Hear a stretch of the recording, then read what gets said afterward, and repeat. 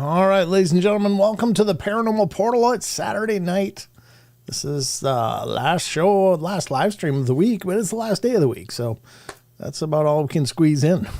So, welcome to you, and hope you're having a great weekend, whatever it is you're doing, and wherever you are, and hope the weather's cooperating and giving you some sunshine and warm feelings before the chill and death of winter descends. I'm just really mourning the dying of the light. I am mourning the dying of the light. I'm a spring summer soul, and every fall is hard for me. So I think I'm going through the seasonal blah thing. But I do like the Halloween season. But then when that's over, it's just like, oh God. So anyway, hey Bogart, thank you so much. Bogart remembered. God bless you. Hello, Brenton Chat says.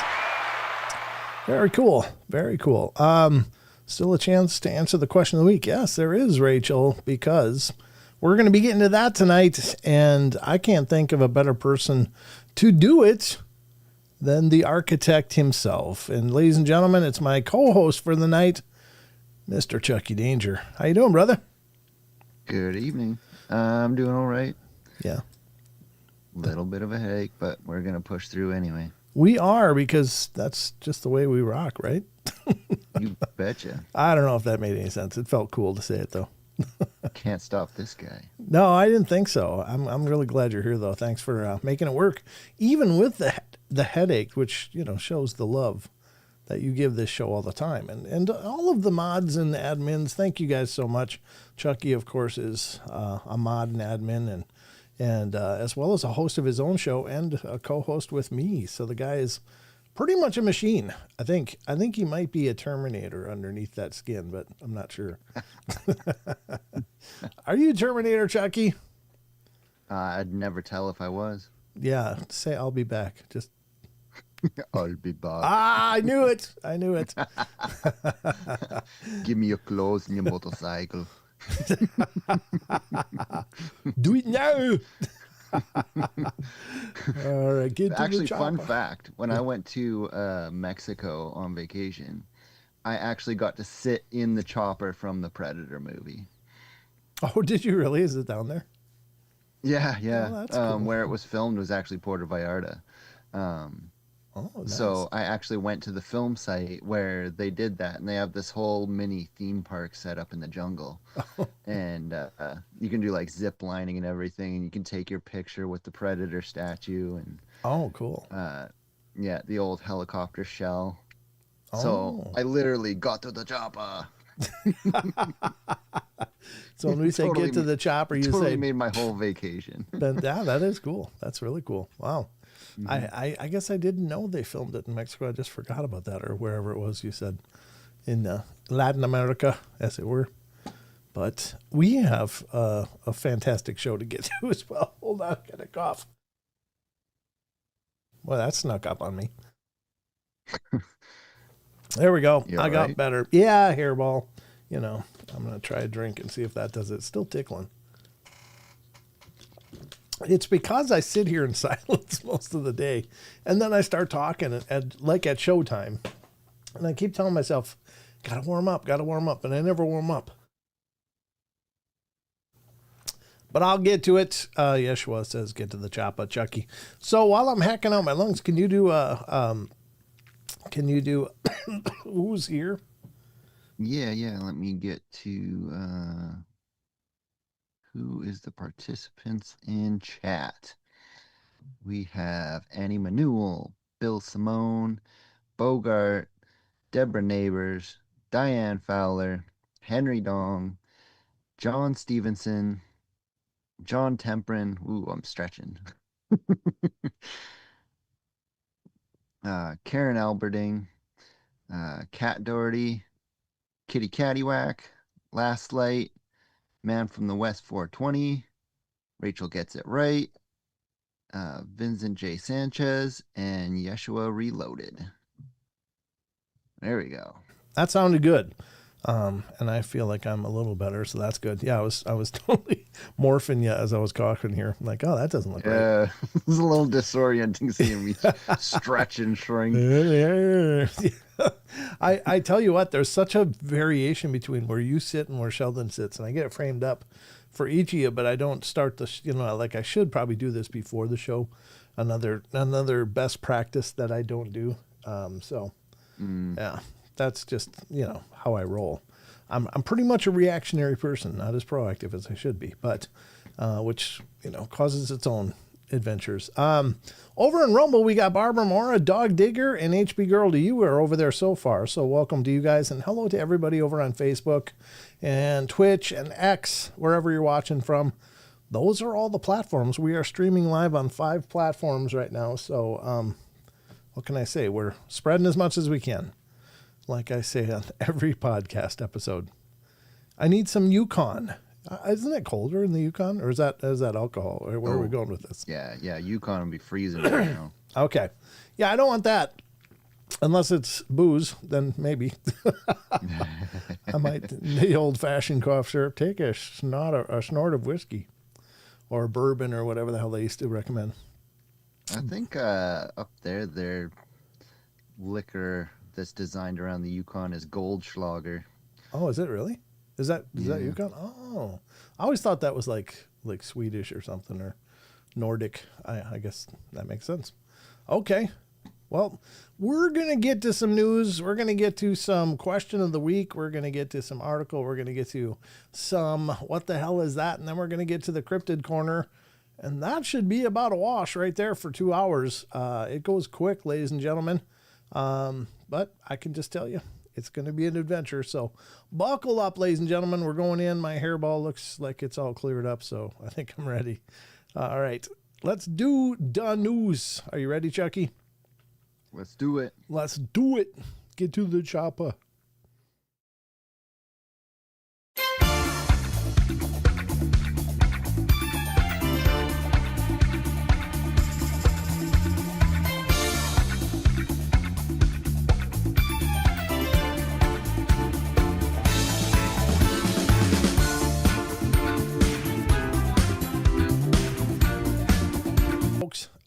John Stevenson, of course, says, this is the only news he trusts. So we are live in the studio. As it says on your screen, this is the Paranormal Portal News with your anchor and co-anchor, Brent Thomas and Chucky Danger. And we're going to dive into some news articles. Remember, throughout the course of the show, ladies and gentlemen, we utilize a lot of different sites. Once again, and always, please support these sites. These sites are exceptional. They're incredibly well done. They are comprehensive. They are very often updated, like daily, several times a day. And I can only ask of the news, especially, and of the show.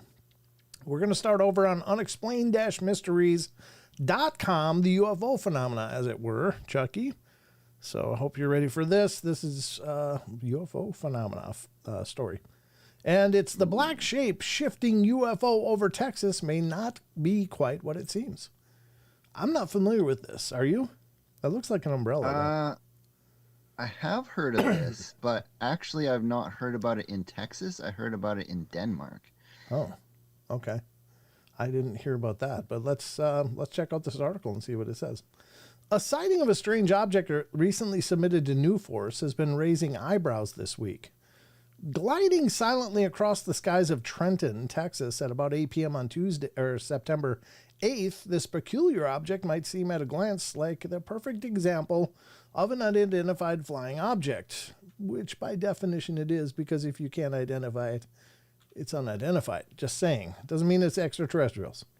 Making no sound as it passed overhead, the object seemed to change shape, first resembling a pyramid shape and then changing to something more closely resembling some kind of aircraft. It came over the trees at approximately 100 feet, the witness told the National UFO Reporting Center. It looked like the entire edge of it was illuminated or a pulsing light, and it was still daylight, so it was hard to tell. It was moving relatively slowly at approximately 20 to 30 miles per hour, and there was absolutely no sound coming from the object. It looked like it changed shapes.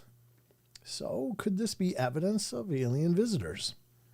The most likely explanation in this particular case is that the UFO is actually little more than a black trash bag. Nothing to see here, folks. Floating on the wind, or perhaps a helium balloon made from a trash bag, and this explains why it changes shape and makes no noise. Plastic bags and other debris account for quite a large number of UFO sightings owing to their unusual shape, especially when viewed from a distance, and the fact that they don't make any sound. Right, they're just riding air currents, sure.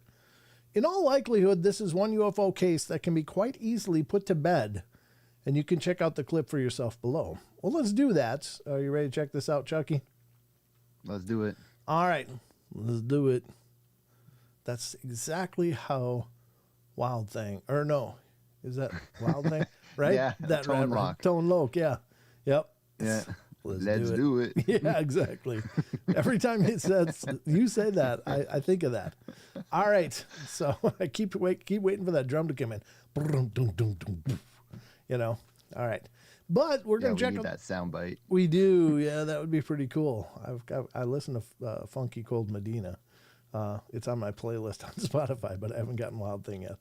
All right. Because that's like my, junior high days or high school days. That's how old I am, Chucky. Yeah. Oh. Let's not talk about that. Let's change the subject. Let's look at this video. I'm going to play it. It might have sound, music sound, and I'll have to mute it. But let's check it out. Yeah, it's got music. From the Daily Mail, looks like, but it's Sergo UFO Sergo who posted the actual clip they're using here. And this is the object. I don't know, does it get bigger? Yeah, let's get it bigger. Don't be inappropriate. All right. Yeah, I don't know. It's very flat on the top, though, isn't it? Yeah, it's kind of a weird shape. Makes me wonder if it's not just a tent that blew away somewhere. Black construction paper airplane. Yeah, well, I don't know, but yeah, it does look like a bag, though. They're right. Look at that.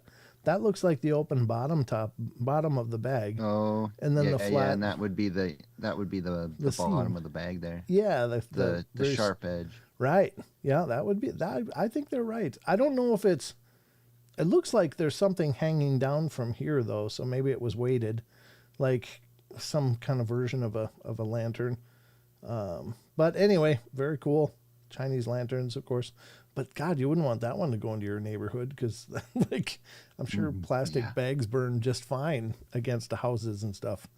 So not good. But in any case, I think they're right. I don't think that's a UFO. I mean, it's unidentified, but I don't think it's extraterrestrial is what I should say. I did not know that. I just found out something, Chucky. That I could hit F and go full screen on this. I didn't know you could do that with YouTube. I didn't know about New Force. New Force, yeah, they're kind of like MUFON, but a different organization entirely. But they both handle the reporting and stuff. And so there's, it's great to have a couple repositories for reports. And I know it's kind of like the BFRO, and there's a few other reporting sites out there for Bigfoot stuff. So, yeah, I think it's cool. But I'm with you. I'm with them. I don't think it's UFO. I just think it's something.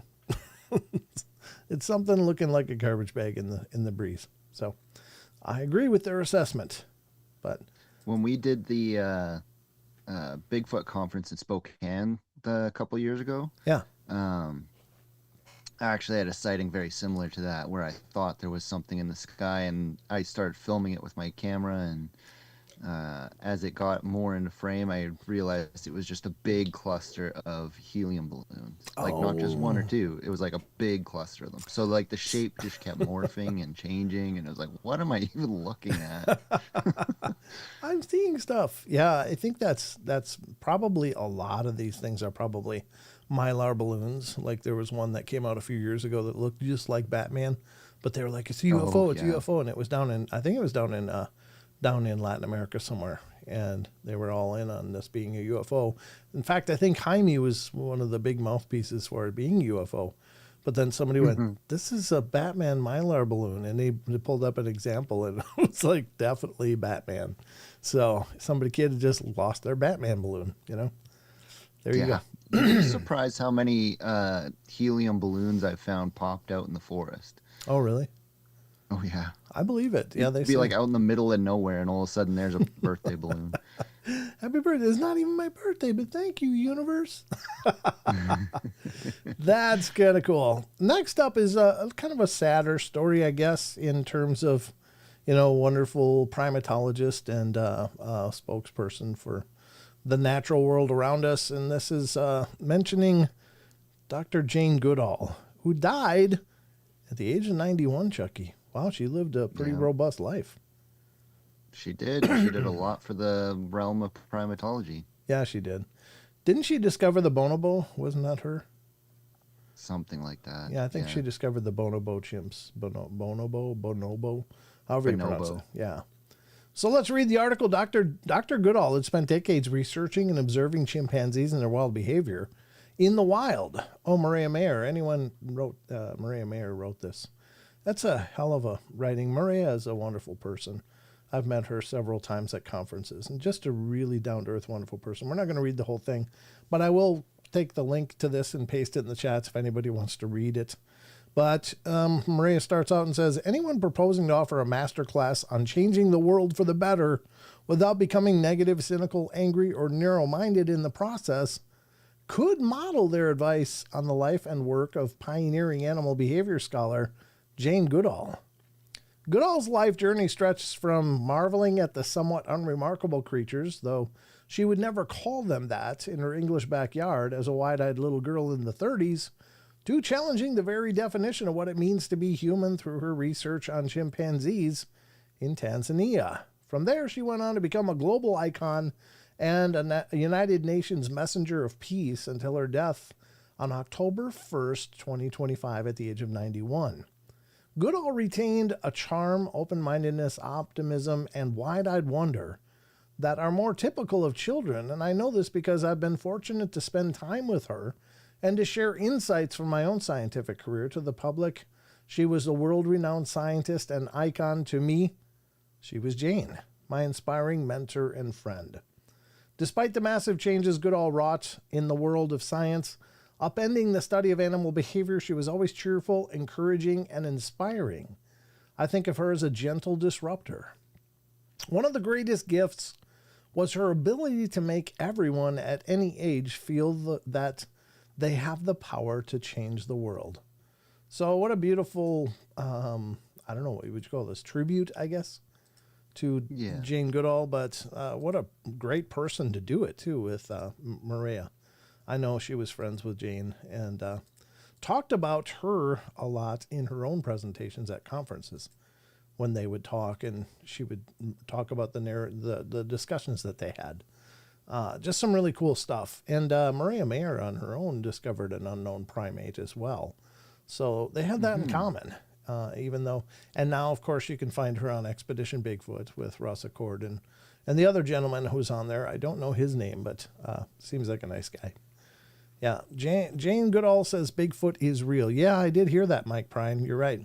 She was. Yeah, she was open to the idea of Sasquatch being real, and when she went down to, I think it was Ecuador. Yes. She was asked local hunters because they were kind of like the traveling minstrels of that area because they don't have cell phone communication. It's all verbal bypass. Yep. And she asked if a simple question of whether or not any of them have seen a monkey without a tail. Mm-hmm. And they said, oh yeah, we've seen a monkey without a tail. It stands upright and walks bipedal, and it's about 6 feet tall. So she was convinced at that point that this must be real. And yeah. And she also talked about the universality of it. Just across every continent, there's some kind of name for this thing, and that's a big thing, right?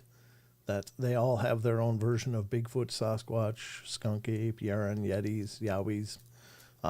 Yeah, it's crazy. So, and the list goes on and on. The Grogok, the Gray Man, the Woodwose, boogers, wood boogers, etc., etc.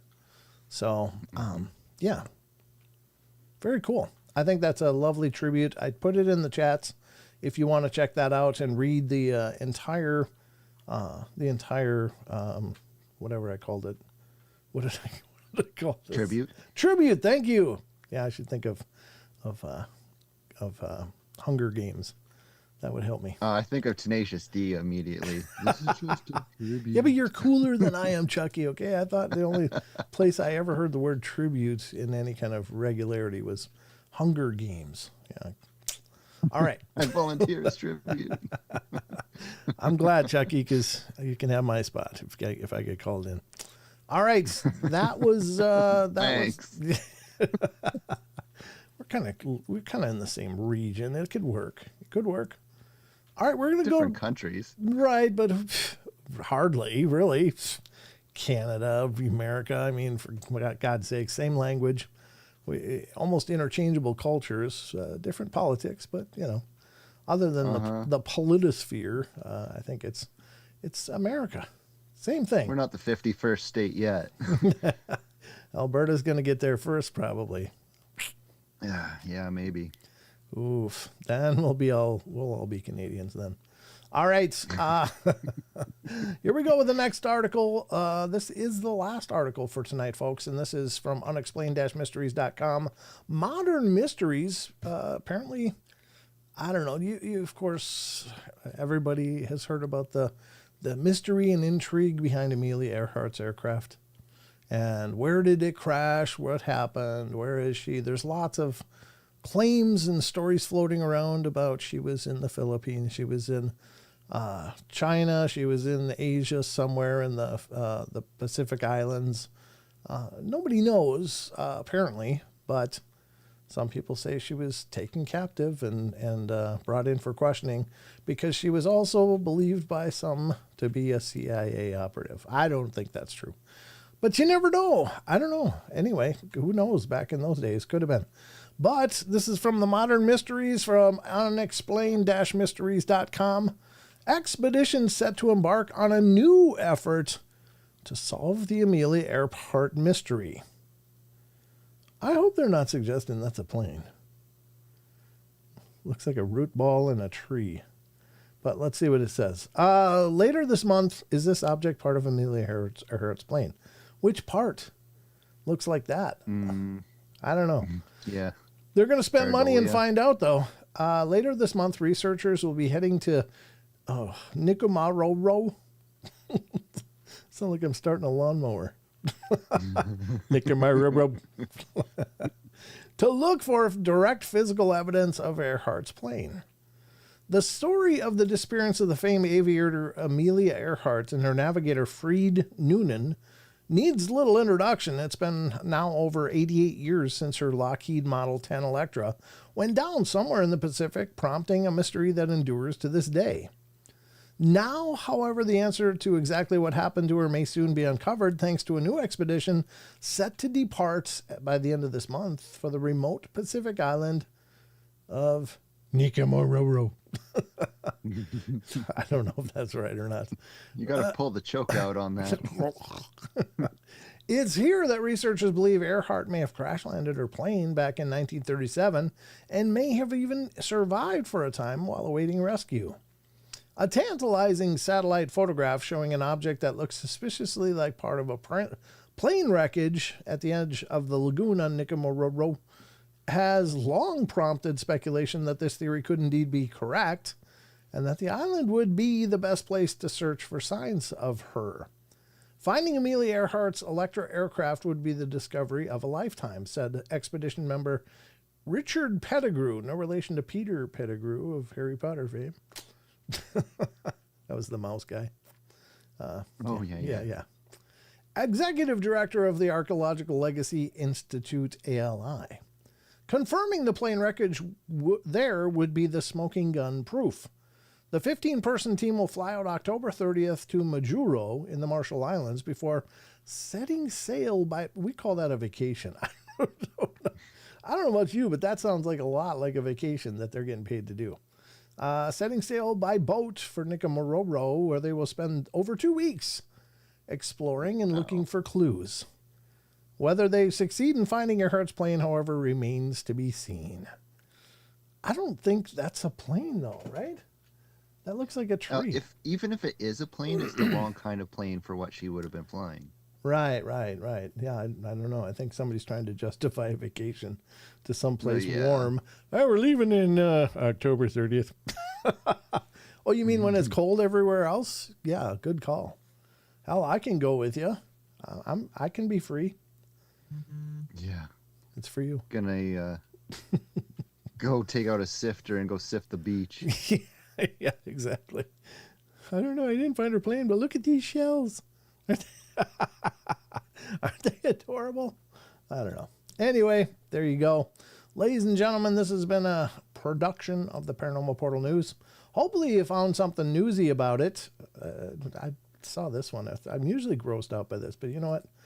I'll show you guys anyway, just because it's so freaking terrible. There's some claims to fame that I think are just disgusting. And this is one of the top 5, top 3, top 2 maybe. This one just grosses me out. Why? Well, wonder what I'm talking about, Chucky? What kind of record could that be? Well, I'm glad you asked, because here it is. Man in Vietnam sets new record for growing world's longest fingernails. I don't need hands. Feed me, woman. Look at that twisty, crappy mess. Oh, how do you even function? I don't know. I don't want to know. This is from Guinness Book of World Records. You guys want to see it? Here it goes. I'm gonna have forbidden noodles. Look at that. He's painting. A painter unlike any other. Oh God, there's lots of narrations. Look at that. What the hell is he thinking? What the hell are they thinking? Giving a guy a trophy for that crap? Oh, he's riding a scooter. Look at his life is normal. No, they're not. He's got 5-foot long nails growing. That's gross. And they grow like these twisty, spirally, I don't know, gross things. I mean, oh. Is it just me or is this disgusting? Let's go to the guy. Very, very disgusting. Yeah, they're measuring them. Look at that. They got a Guinness tape measure. Oh, they got to hold that. Look at that. That's a gnarly fungus mess. I don't care who you are. That's gross. Oh, they're just going to have them dip it in bleach before they handle it. They got just a dip station. It's like a big bucket of hand sanitizer. Okay. You know, I would not touch that. That is just, look at the discolorations and stuff. Oh. I mean, some of that's probably his paint. Yeah. So he should at least paint his nails if he's a painter. Just decorate that crap or something. Is that his nail shape? Right there. I don't know what he's doing. Gross. I can't watch anymore, folks, or I'm going to puke all over my keyboard here. Please don't do that. That just is disgusting to me. Oh. If I'm going to be known for something, hopefully it's something that benefits the world or matters to the world. Nobody cares how long your fingernails are, folks. Nobody cares. Even though they give participation trophies and prizes for it, nobody cares. They don't think it's cool. It's just gross.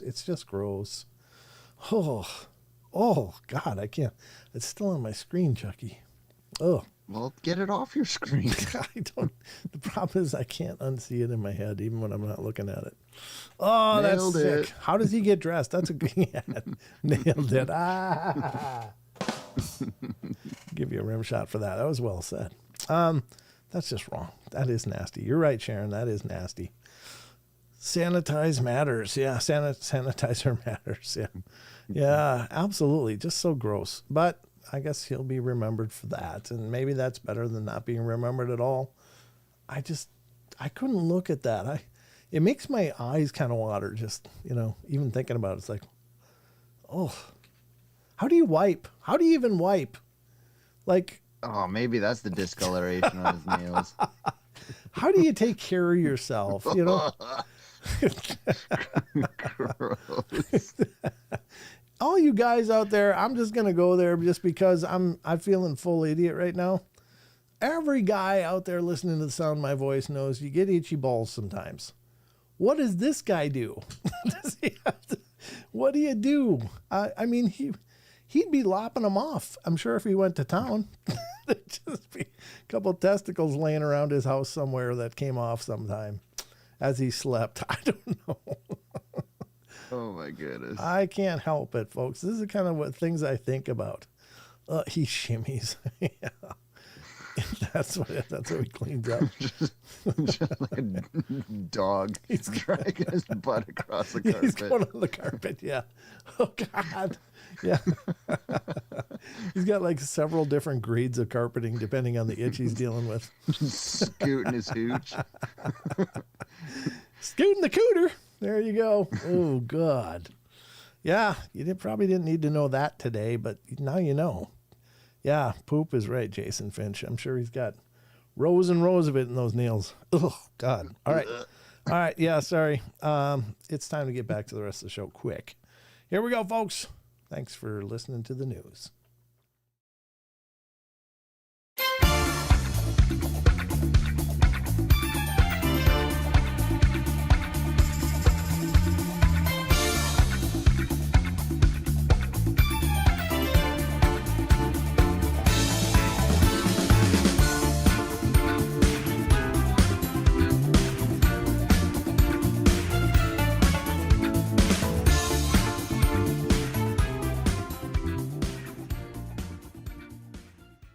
Here we go, Chucky. That was the news. Did you have fun? Let's say yes and no. How's that migraine now? No. Anyway, that was the news. Nails on a chalkboard. Oh, just don't understand. I mean, the people. I watched something on that. And that it's like the people that do that basically, for the most part, can't really use their hands. I mean, you can't make a fist. You can't do anything. You just got to leave your fingers dangling. Like, oh, Brent, the ghost radar is not on. You are right. Thank you for that clarification. Thank you, Rachel. Way to watch. Way to pay attention. It is, it's the 4th today. Yeah. Time is already flying, Chucky. October. It sure is. October 4. Getting into spooky season. The veil is thinning. Speaking of spooky season, folks, I got some things coming up. I will be on the week of the 17th of October, be in Wallace, Idaho, for the Wallace Spooky Fest that's going on down there. I'm speaking on the 18th at 3 p.m. at, I guess, a coffee shop or something. It's a real small conference, but it'll be fun. It'll be a good warm-up, because on the 24th, when it's the 24th of October, I'll be here hanging out with the Hometown Ghost Stories guys. We're going to do a lives. They're doing a live show. I'm going to do a live talk. I can't really do a show because so much of my show is built around my whole setup that I can't really do a show in the same sense. But maybe I'll do some news. Maybe I'll do some news just for the hell of it. Who knows? But this will be happening October 24th, 2025 at the Barrel House Z in Weymouth, Massachusetts. So if you're on the East Coast and you want to come hang out with us, say hello to me and say hello to the Hometown Ghost Stories guys. Do that. You can go to Eventbrite and look for the Hometown Ghost Stories live event and get the tickets. Get them in advance. That way you'll get in. Almost hit stop streaming. Can you believe that? Oh, don't do that. I know. I was like, Yeah, it was one of those things. It would have been hard to. I would have been like, okay, guys, I'm done. That's it. I'm going to take a nap. I'm useless now. All right, so that was the news. We got another fun and interesting thing to go on to, Chucky. This is something that's near and dear to your heart because you've been championing this for a long time. And ladies and gentlemen, first and foremost, get involved with our questions of the week. And they can be found on our Discord server. The Discord server is discord.gg/paranormal portal. And it's open to all of you guys. In the chat. Yeah, Chucky's going to drop it in the chat for you. So, but please feel free to get involved over there. If you like our chat room, if you've gotten to know these wonderful people in our chat, many of them are over there in the Discord when there isn't live shows to come and chat in. So go hang out with them and see what they're talking about. But Chucky posts a question every week dealing with some part of the paranormal. It might be strange phenomena, it might be cryptozoological, dealing with Bigfoots, Dogman, whatever. Some of it might be ghostly or UFOs and everything in between. So feel free to get involved. We'd like to hear what you guys think about these things. You know, we don't. Absolutely. Yeah, we don't know the answers. I mean, we don't know that. Nobody knows the answers to any of this stuff. But you guys have thought of some pretty incredible stuff through the advent of the question of the week, and I love reading them. I love hearing what you've said, and so keep it up. And thank you to everybody who took the time to weigh in on it now. If you go over there now, you can still end up having time, probably because Chucky's going to be reading through the responses we do have. So, ladies and gentlemen, it's time for the question of the week. I can do that, I guess. It doesn't really matter.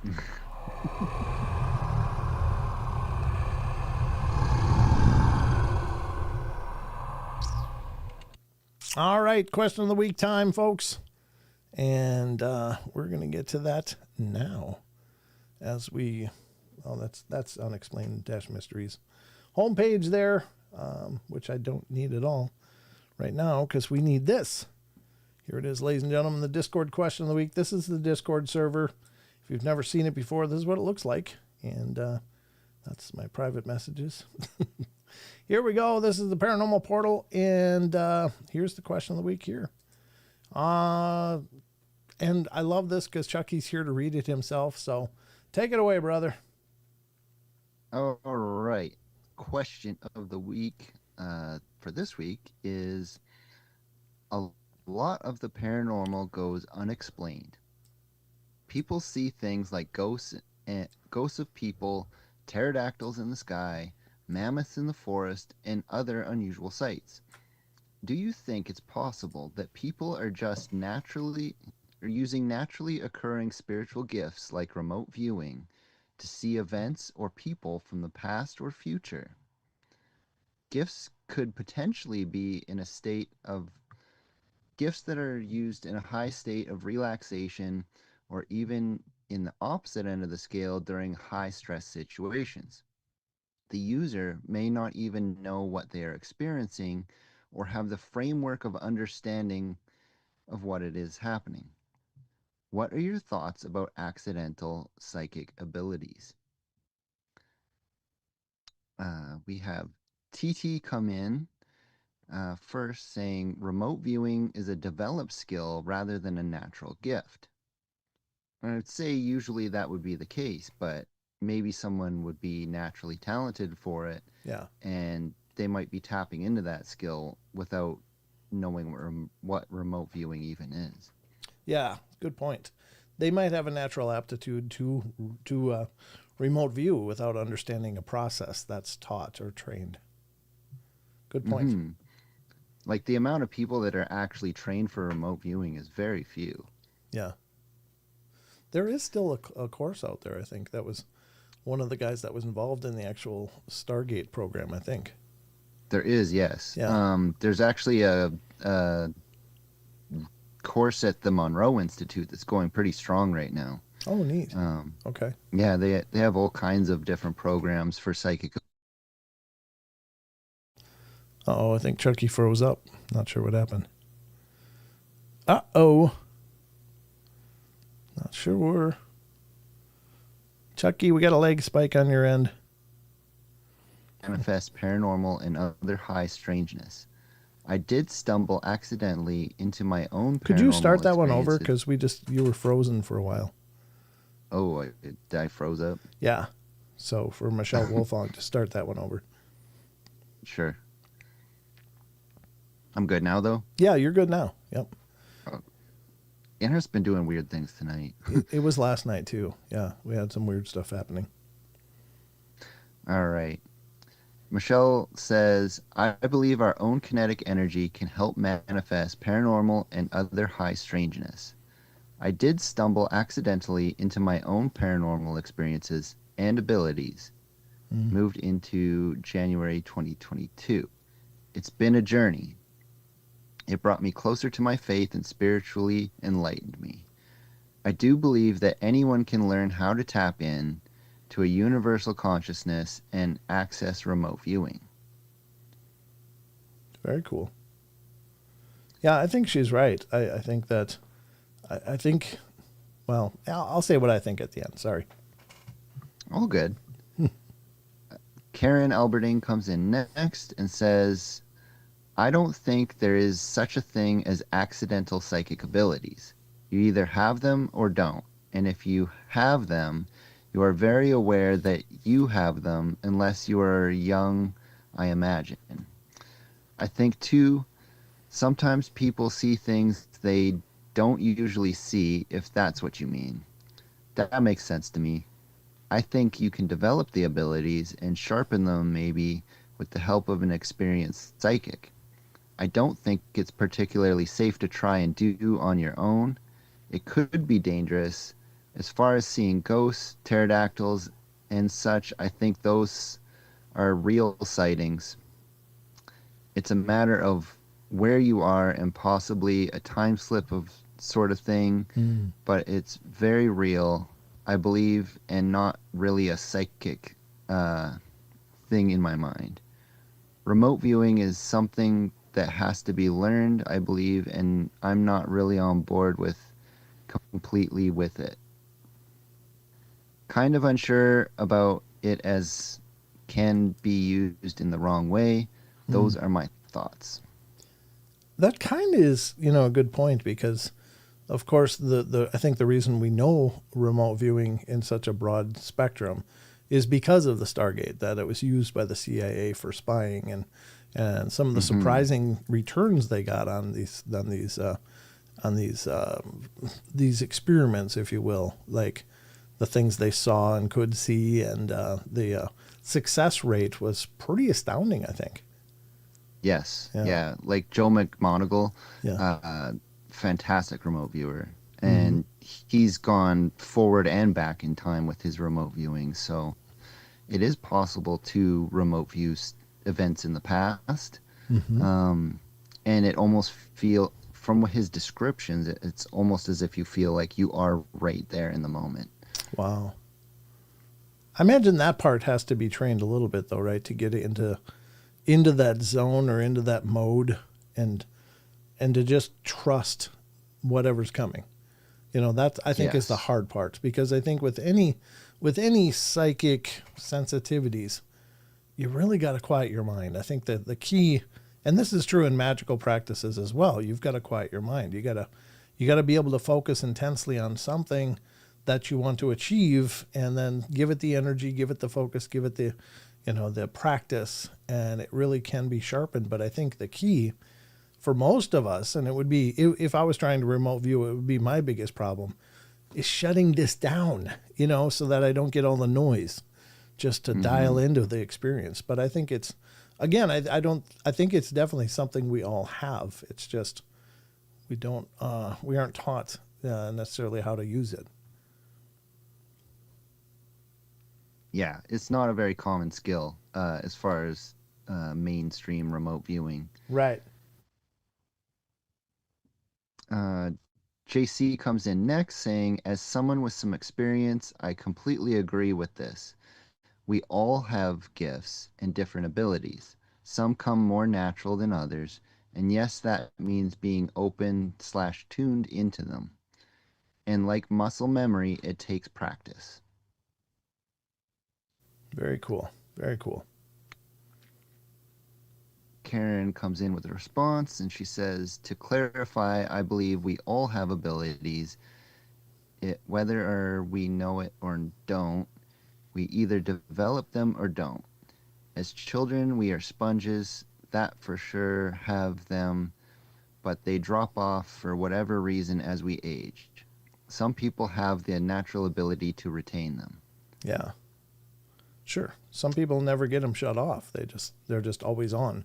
They never lost it in that childhood phase. Yeah. Very cool.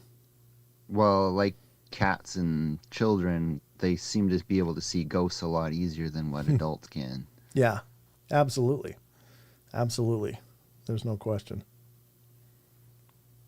Last Light comes in next and says, Not much to say other than this is a fun way to think of things. When I was a kid, I swear I'd have dreams that would later become reality. Kind of felt like deja vu, but who knows? I definitely don't have those dreams anymore, though. Oh, And, that could be kind of a form of remote viewing. a When you premonition? really, Yeah, because it's a yeah, future event, right? yeah, you're kind of like peering into the future while you're dreaming. And then when you have that moment, you're like, hey, I've already seen this. Yeah, yeah, very true. Very true. I have those dreams quite often, but usually they're rather mundane things. Are they really? Oh, I'm mowing Yeah, the lawn usually it's again. like no, usually it's stuff like at work, like Oh. very very specific things, Mm-hmm. like not your average event that happens at work, but very mundane at the same time. Like Oh. say I get an obscure work order and then all of a sudden I've done this already. My boss is like, "No, this is the first time build."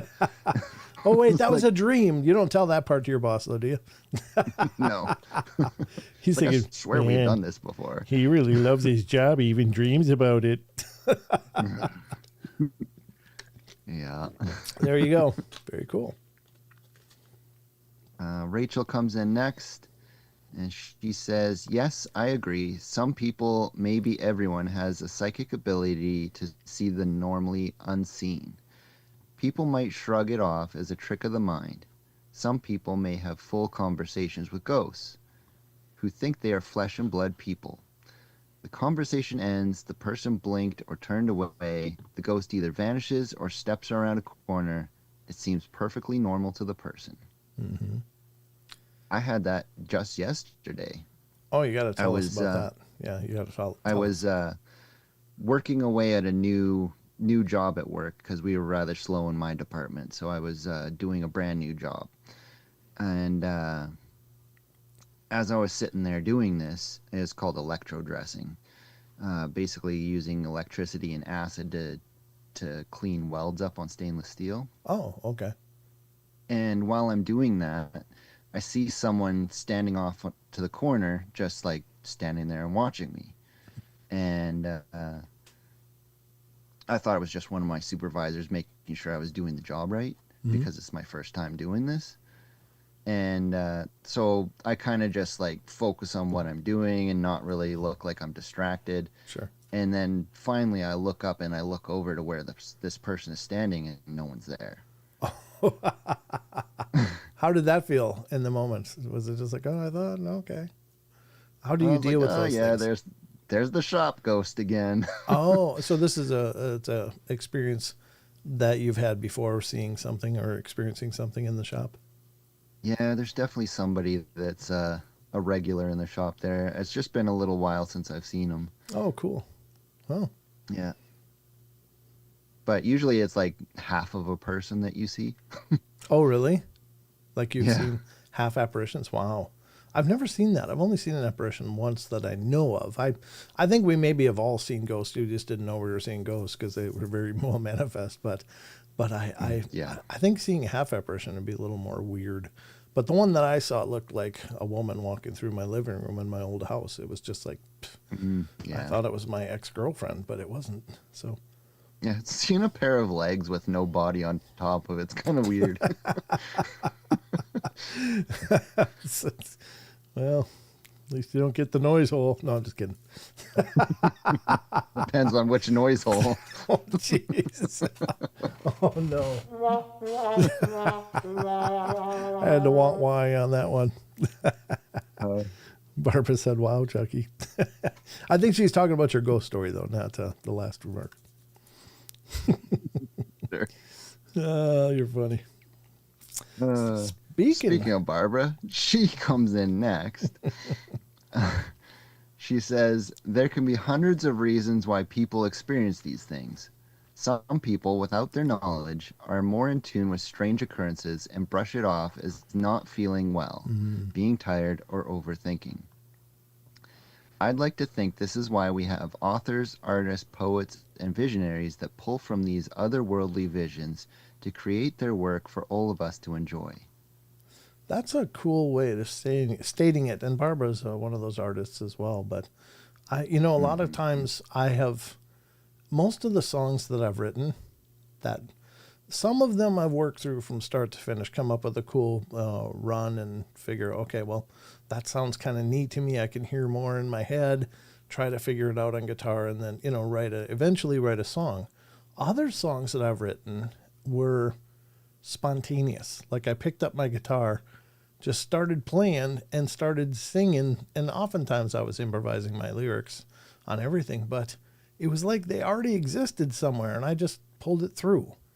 And I was always marveling at that because at old band practices, my drummer, his name was Foo. Well, his nickname was Foo, and because he used to have a Fu Manchu mustache, and so we called him Foo. But I just say to him, was he a fighter? No, he was a very calm, mellow guy, very cool guy. But I just say to him, Foo, I feel a song coming, and then boom. And he would improv drumming and stuff, and it sounded like something we'd written a long time ago, but it just came out on the spot. And I love those songs, but they do feel like they come from somewhere. Because it wasn't a process for me personally.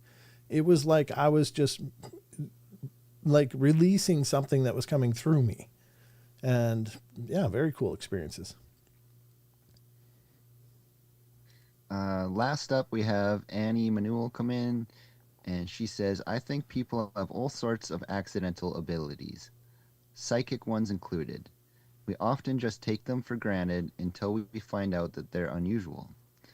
Or we get told that they're weird, so we don't say anything or doubt ourselves. Education helps, but it is also important to stay humble about our gifts, lest we lose our ties to reality and sanity. Yeah. There it is. Well, they're very taboo, so yeah, a lot of people just have no framework of understanding for what these things actually are. Yeah, because if you look at like you look at Hispanic cultures are very spiritually aware. I mean, if somebody says, I saw a weird creature in the woods, the police will respond, and they'll get dozens of officers out there looking through these places because I think they have room in their paradigm and their belief for these other things. Or ghost stories. They have a whole set of rules for ghosts and dealing with hauntings and stuff like that. I was just talking to a friend of mine about her culture and ideas, and it was fascinating. The things that they observe and believe. But then you look at our Western ideals. We're not taught this stuff at all. No. Whereas it's part of cultures around the world, but here in the West, so it takes like a paranormal portal just to bring you up to speed. Or other shows. I'm not saying I'm the only one, but yeah, I think the interesting thing is that we might be one of the only cultures on the planet as far as a national culture that doesn't openly acknowledge this stuff. In fact, we discourage discussions about it. So, but I'm glad that's changing. Yeah.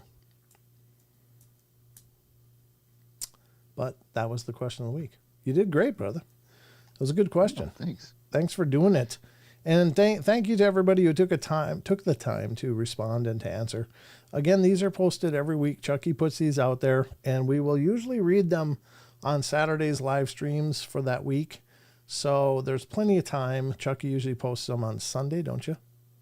Yeah, I usually try for Sunday, and if I forget, it'll be Monday. But it'll be up there with plenty of time for you guys to weigh in. But get involved in the Discord. Again, the links are in the chat, so you can scroll up and see it. But get involved. We'd love to hear your thoughts on this stuff. Again, we don't pretend to know the answers. We just have discussions on this show. And we appreciate you guys participating in that. So this has been the Discord question of the week. Wrong one.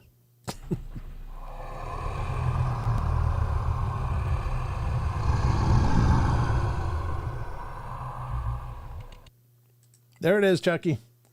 Question of the week. Thank you again. You did great. You've done great on this for quite some time. And I really appreciate it. That particular one was just like a subject that came up recently, and it sparked my interest because I never really thought about people accidentally remote viewing. Yeah. Like, that could be just what a time slip is. Yeah.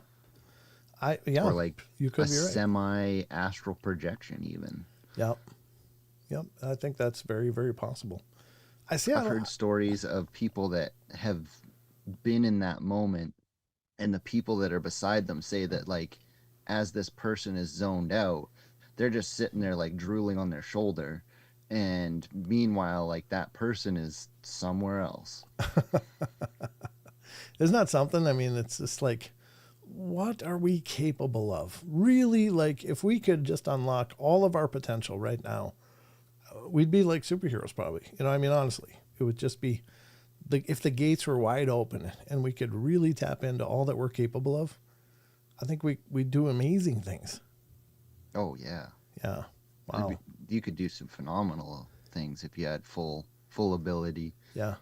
It's amazing. But it's also, there is a danger to it as well, because like there is the dark side of using spiritual gifts, and it could be used for the wrong purposes. You got to have ethics and morals when you use these things, because as soon as you get everyone using remote viewing, all of a sudden there's no more privacy anymore. Right. Yep. And or we really don't, there's no being anonymous anymore, because you could just do some really good tasking. Yeah. And you know, you don't have to know somebody's name to remote view who did something. Right. You know, I think that if there is an ability to use your mind and to see something, then there's also an ability to stop that from somebody seeing you. I believe Masking that it, there's shielding. We talk about shielding a lot in dealing with energy work and hauntings and spiritual stuff. Shielding. It's like, it's more than just your aura. It's an energy that encompasses us, and it's like an aura. It's like your aura is part of your shielding, but it isn't. You can also project shielding by focusing your energy outward around you like a bubble. And I think that there's maybe just shielding would work to stop someone from remote viewing you, but maybe there's some other variant of that could be utilized to stop it. Because I'm with the whole idea of people being able to do stuff like this. I'm just not with the whole idea that they might be like, you know, catching me while I'm washing the stinky parts in the shower. It's like, yeah, you know what I mean? It's like, goodness. Nobody needs to be there. Nobody needs to be there except me. Hell, I wouldn't be there if I didn't have to be. But, you know, unfortunately, I can't work around that. But I think there's, you know, I always kind of put that out there. It's like, because even in, you know, ghosts, a lot of times I've had a lot of experiences with ghosts. And I'm always thinking about that. It's like, when I'm going to get in the shower, it's like, hey, if you're in here, you get the hell out. This isn't an us time. This is not us time. You know? I don't want company then. So I think must be ways to protect against it as well. And, you know, I think that's the inverse of that. But you're right. Well, there's your ghost on the radar right now. Yeah. Den.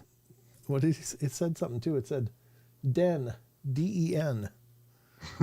That's its den. The bathroom is its den. That's not your den. You get the hell out when I'm in there, and everyone else is in there too. Actually, in Eastern lore, a lot of the jinn will stay in places like bathrooms Because of the water. They're some of the least used rooms in the house. Oh, sure. Depending. Otherwise, they pick places like attic rooms or basements or. Yeah. But usually it's like, maybe not like the main bathroom, but like your second bathroom, let's just say. Sure. Yeah, I only got one in this house, so it's like, there is toilet ghosts in like Japanese lore and some of the Arab nations where they like the smell of the toilet. Creepy bastards. That's terrible. I just flushed twice, and that should take care of it. I don't know. Febreze away. Yeah, exactly. You put Febreze and holy water together in a mister. Yeah, get the hell out. Yeah, that's what they also like the filth, from what I've heard. Howell says, huh? That's disturbing. Yeah, that's not one I want here. So, anyway, that was the question of the week. Good time, man. Good job. But now we've got another part of the show to get to, And this one's been fun. How are we doing for time? It's actually 8:05. We better get to this now because I do want to get to a couple cryptid stories before we're done. Yeah.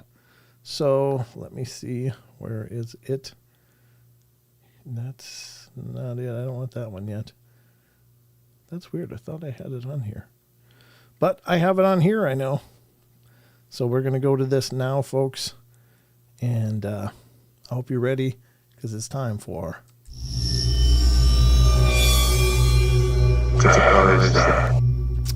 Indeed, what the hell is that? It's that time. Chucky and I are going to be diving into several videos that I pulled up for you. I am literally sweating, and it's weird because my house is kind of chilly. But all day, I felt like I'm in menopause. I'm doing the sweats here. It's like, what the hell's going on?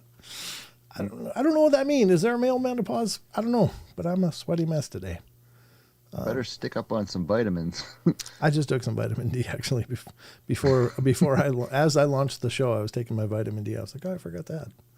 So yeah, I do, and we got other ones in the other room. But anyway, enough about me. Wonder, that's great. The Spooky Lake coloring book. Oh, Rachel and Wander. Menopause. I got menopause. I think I'm having menopause. Yeah, I think so. Now, I saw, and I missed it. I'm sorry. Someone gifted, we were just getting into the question of the week, and someone gifted some memberships here on the show, and I just remembered it. Here it is. T-Bone rolled out 5 gifted memberships, ladies and gentlemen. Awesome, Thanks, T-Bone. Very cool. I just remembered that now. And one membership went to Old Spirit Art.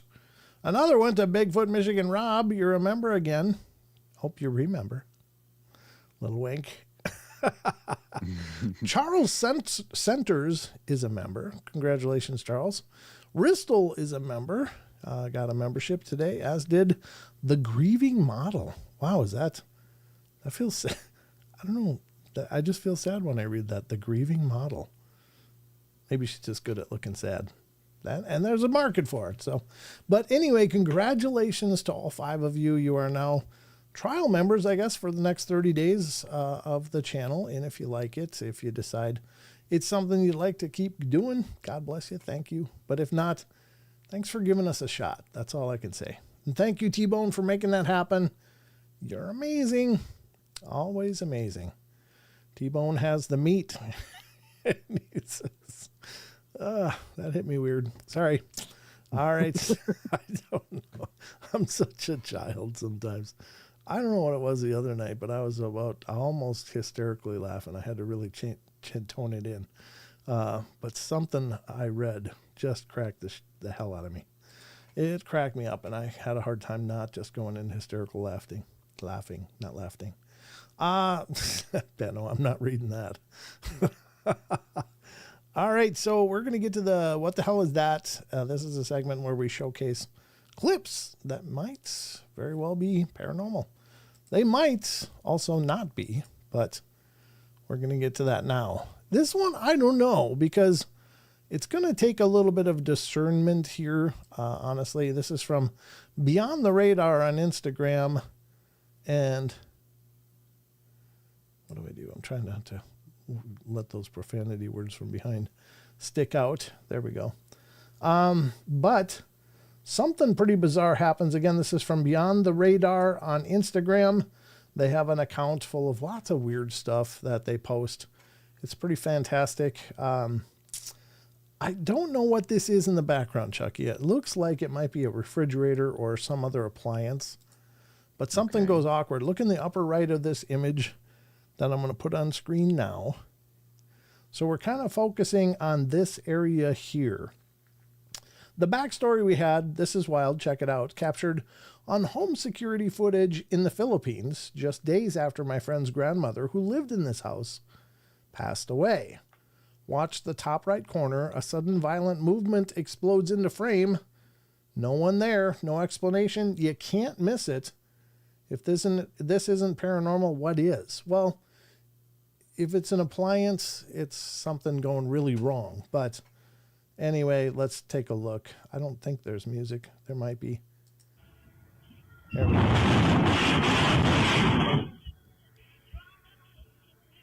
What the hell is that? Oh, jeez. Here it is again. It's looping.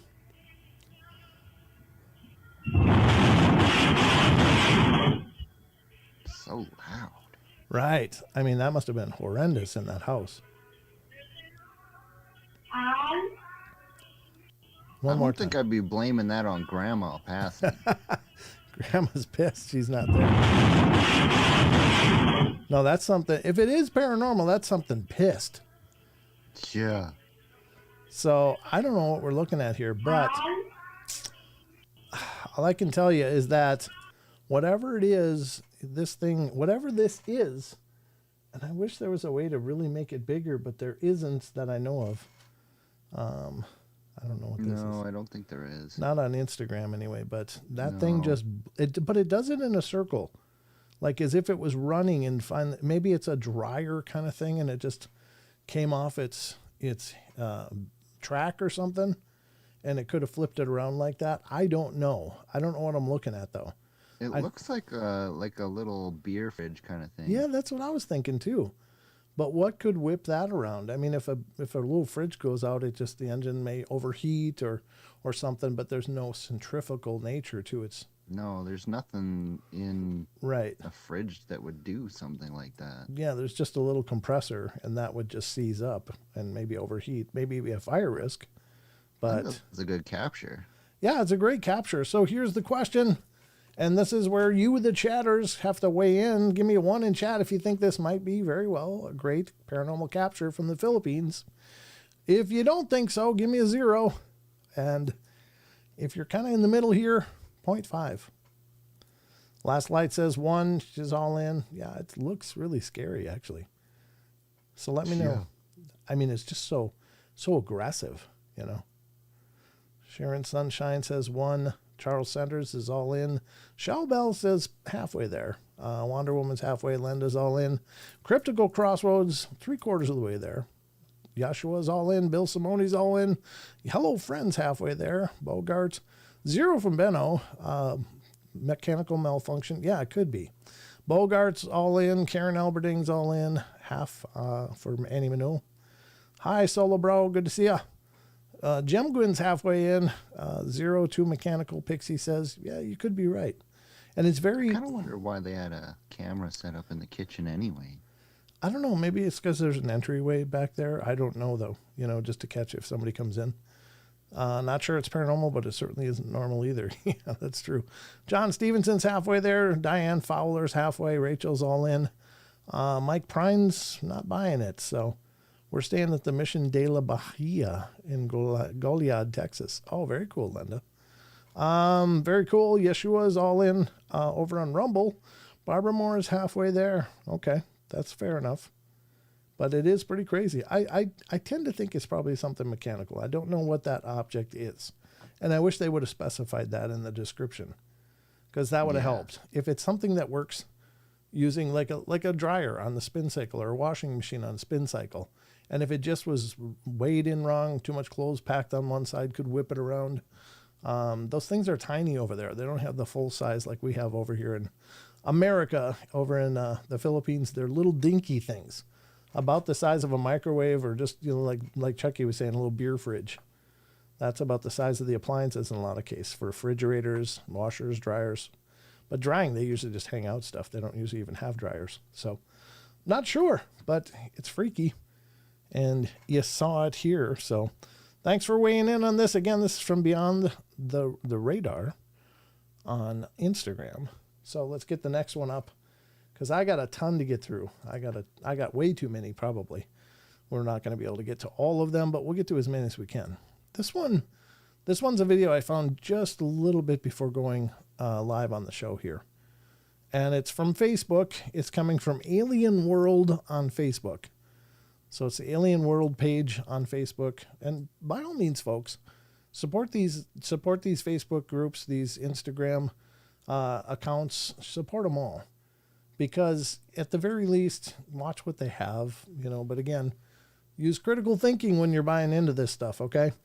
This is helicopter catches Bigfoot walking in the woods. I'm just going to let it play. I'm not going to weigh in, but I'll ask you in a second, Chucky, what you think, because I think we'll probably be on the same page. I don't know if this has sound, but I'll play it, and if it does, I'll cut it out. Y'all check out this footage. Yeah, I'm going to cut it out. There it is. Is that a Bigfoot? Up on a top of a mountain. Kind of curious what you guys think.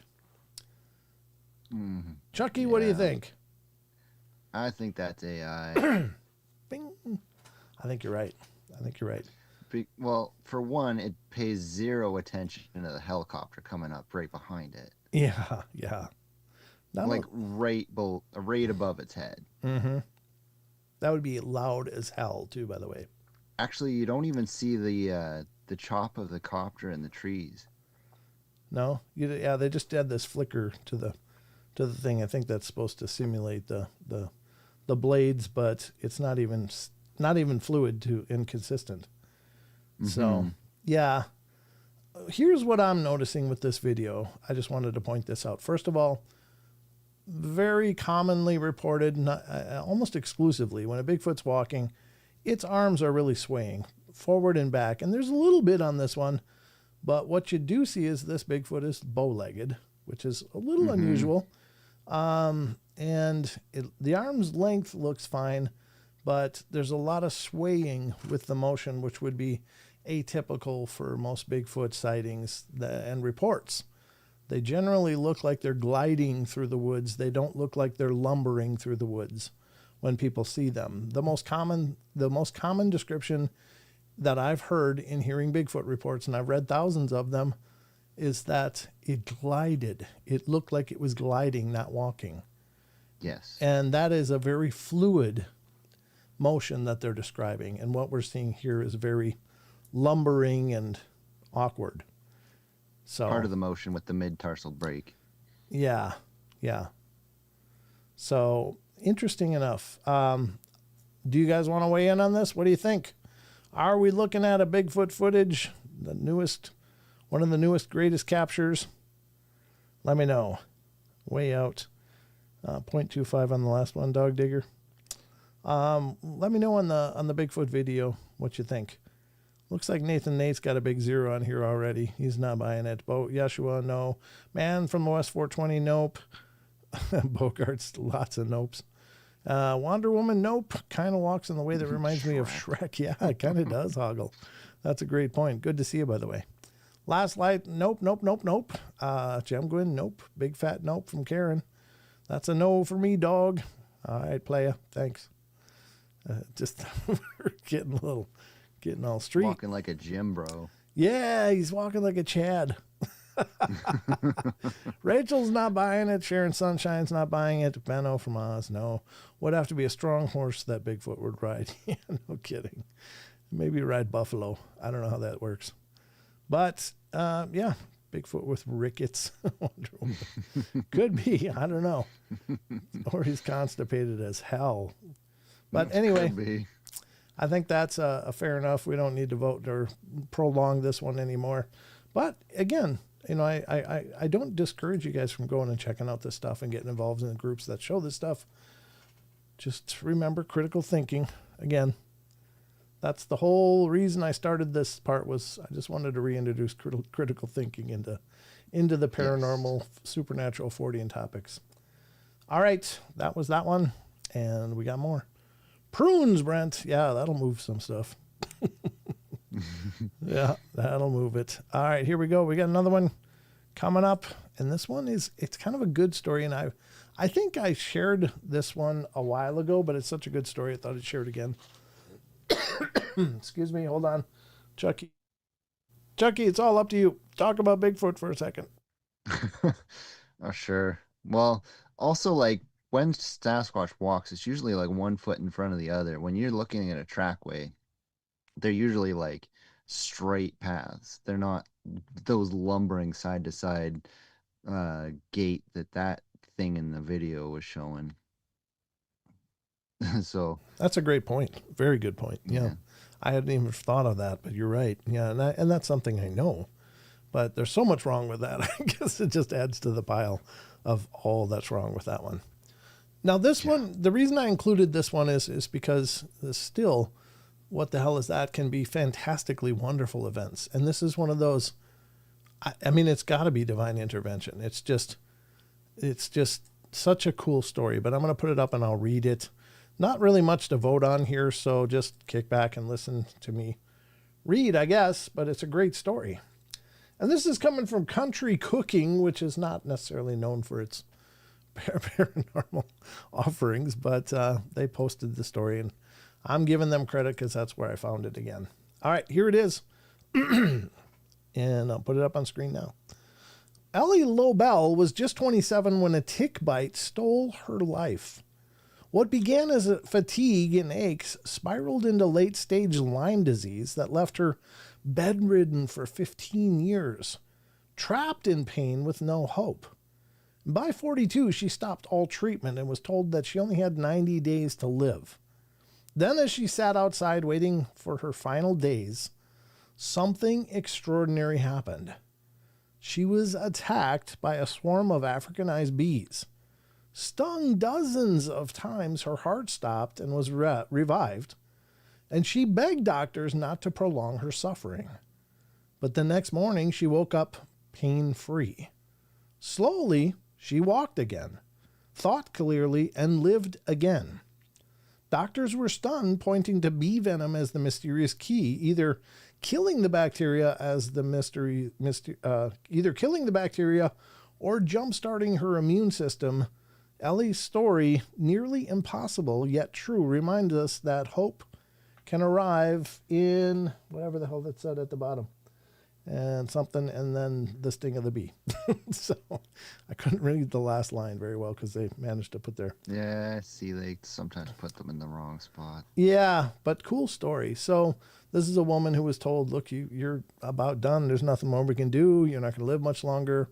Try to enjoy what you got left. And so I think honestly, the other part of this story that I read before, which wasn't included in this one, is that she had decided on having an assisted unaliving, and with by virtue of a shot. And she was actually they got this beautiful Airbnb out in the wilderness area, and her helper were going out into the woods together, and she was being pushed in like a wheelchair, and somehow they disturbed a nest of these Africanized bees. And unfortunately, she was kind of stuck there just getting stung. And the person ran, and when they got back, she was unresponsive and unconscious.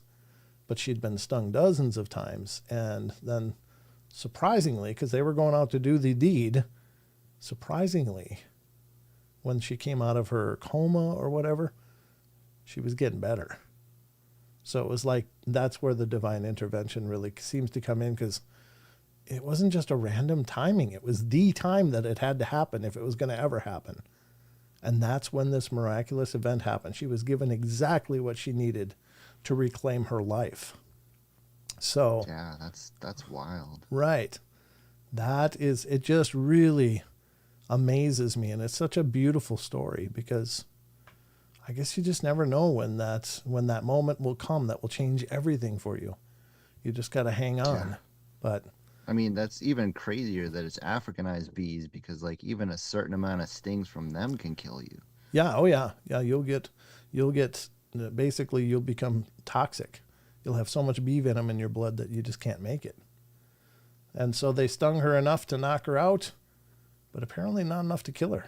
So again, that's why I keep thinking divine intervention. So what the hell is that? Absolutely. Yeah. I do love miracles, though. Yeah, me too, Benno. I'm with you. And I love these stories because this is the other side of the paranormal that doesn't get as much press. But this is... Yes. And maybe it's not so much paranormal, but it's supernatural. It's divine. It's, this... She was supposed to live. And something interceded on her behalf and brought her exactly what she would need. Must not have been fun at the time. Like, that couldn't have been fun. Oh, certainly not. Jesus. Especially if you're in a wheelchair and you can't get away from a colony of Africanized bees. Yeah, I mean, you can't get away from them on your feet, much less in a wheelchair. So, because they will go hundreds of yards chasing you. And yeah. they are much faster than you can run. But at any rate, there it is. I love that story, and it's one of those really amazing, wonderful, marvelous things. So, cool story. All right, let's get to the next one. I think it's kind of nice to throw those in once in a while because most of the other stuff is, there's a bunch of crap, fake crap. And then you get to these really cool ones. I thought I had another one here. Here we go. This one's just an image, but it's an, and is it legit or is it just a double take or a Photoshop edit? Could be. Wouldn't be hard to fake at all. Would be very easy to fake, actually. But could be a ghost photo, too. And basically, it's this. Looking at a wheelchair just sitting in an empty hallway in a hospital-type setting, but look at the reflection. Ooh. So, this image would be so easy to fake. And it's done by virtue of masking and layering. So, you would take an image of the chair just there by itself. Don't touch it, but have someone come in and hold the chair like they're pushing it, take another image, and then you simply merge the two layers and remove the top layer of the person in here and leave the other one without the person. So it's extraordinarily easy to fake this kind of stuff. Question is that what we're looking at? How do I ask you to vote? Because it could be real and it could be fake. And there's not really any way to know what we're looking at without looking at the actual image, the original, any like a digital card that it's stored on to be able to examine the images. So there's no way really to vote on this. It could be real. That wouldn't surprise me a lot if it were real, but it is stupid easy to fake this kind of stuff. So I'm not going to ask you to vote on this one. It's just kind of like, yeah, it might be, but it might not be. All right. Going back to the drawing board here, pulling up another one. I don't think I have as many left as I thought I did, but this one I think is the last one. This one, I'll just let you watch it. I'm not going to weigh in on it again. This is one of those that I'm kind of curious what you guys will think. And it comes from WOUT Company. And that doesn't sound like a paranormal thing, but they posted this. It says the guy was hired to clean a deactivated psychiatric clinic, and he saw this. And it's a video. Oh, there is another one after this. Sorry, there was one more. Good. All right, it's a video, but you be the judge. Here we go. This is it. Let me turn on the sound just in case. If it's music, I'll have to turn it right off. Very loud.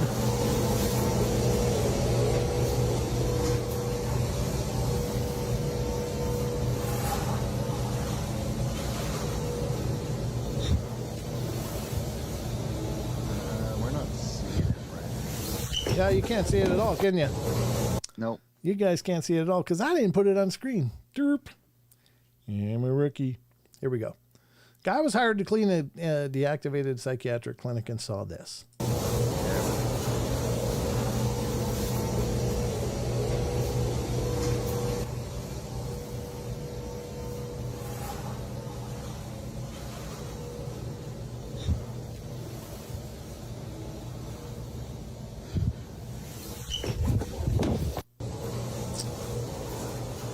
So that's the video.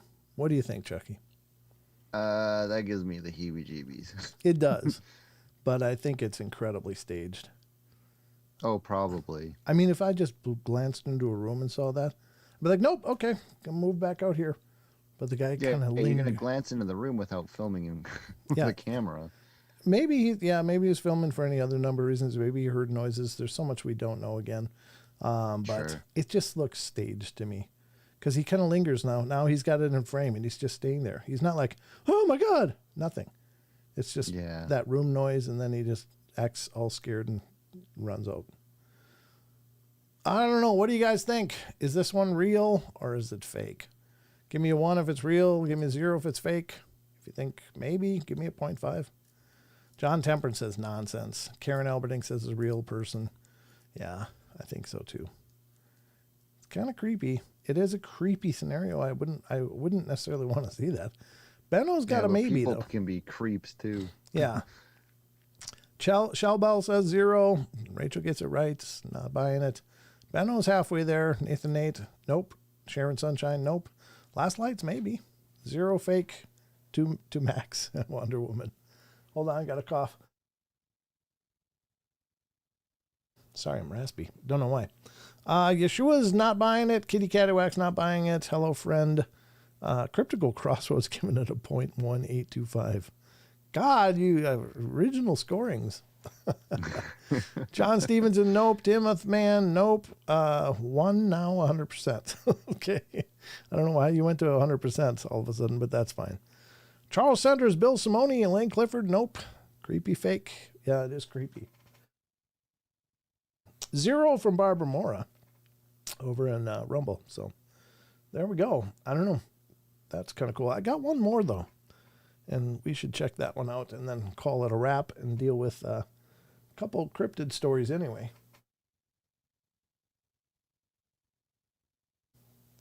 Oh, it's like things are shaking loose in my lung.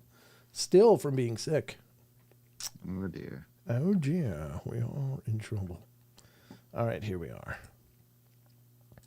This one's kind of cool, and I found this one just before going live, too. So I'm glad we got it in because, I mean, it could have saved it for next Wednesday's show, I guess. But this is coming from Lefty Loves You, is the channel on Facebook that posted this.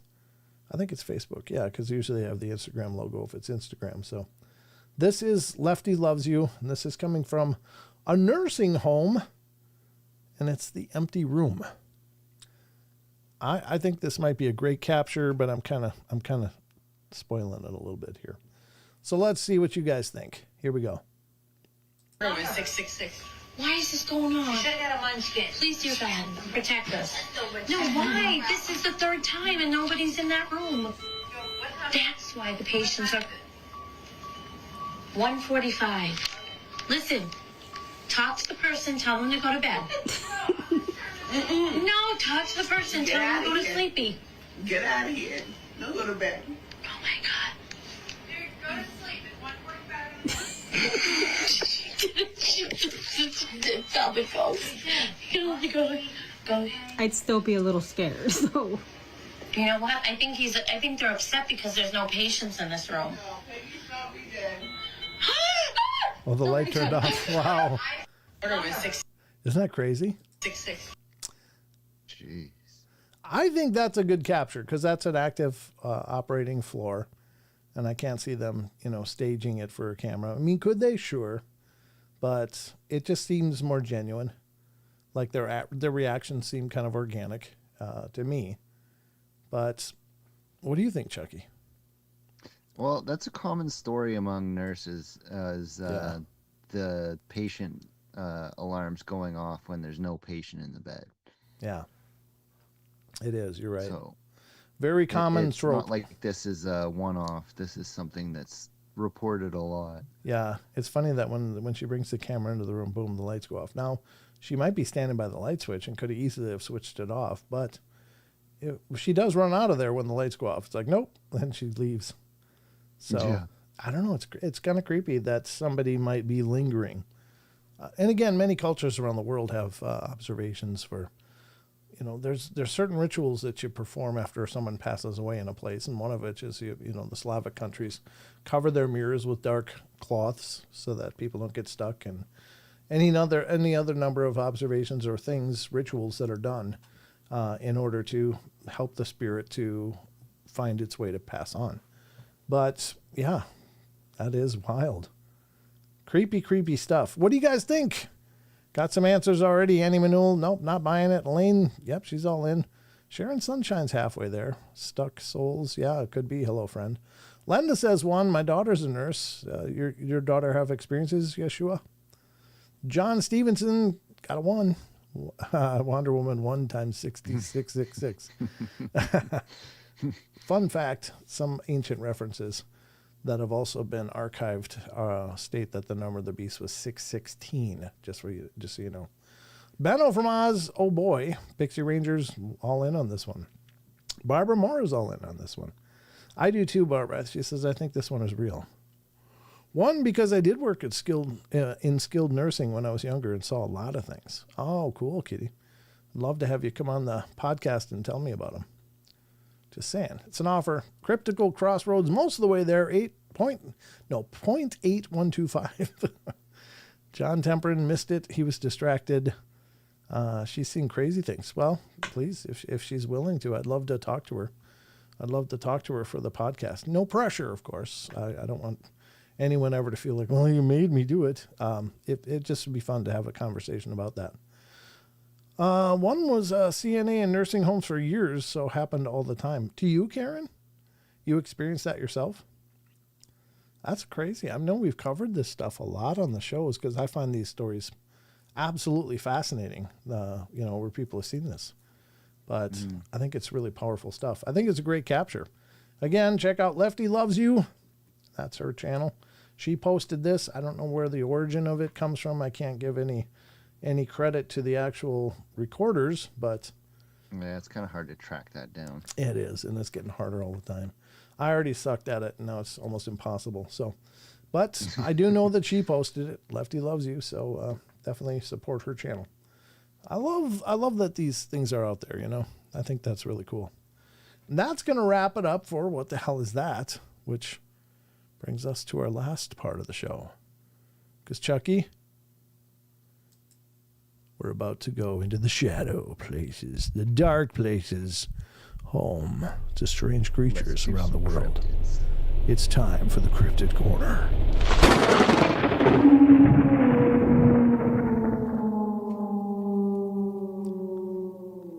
Did you hear the latest episode of Sasquatch Chronicles? I have not listened to it yet, no. And Wes is probably listening, so sorry, Wes. I've just been pretty slammed. But what was it about? There was a good Sasquatch story. It was the main meat and potatoes of the episode. But at the beginning and at the very end, there is the recent 911 caller. Oh, that's not human. That's not human. Yeah. Yeah. Yeah, I covered that on this show, actually, too.